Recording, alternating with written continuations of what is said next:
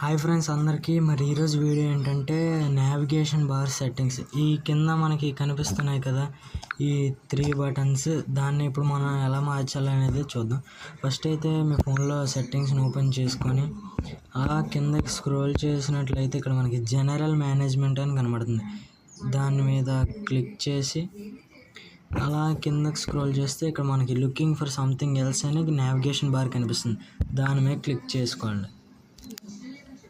Click చేసిన తర్వాత ఇక్కడ మనకు చూసుకున్నట్లయితే కనబడుతుంది ఇవ్వండి స్వైప్ గెస్చర్స్. దీన్ని సెలెక్ట్ చేసుకుంటే ఆటోమేటిక్గా అయిపోతుంది. అప్పుడు ఒక సెకండ్ టైం పడుతుంది.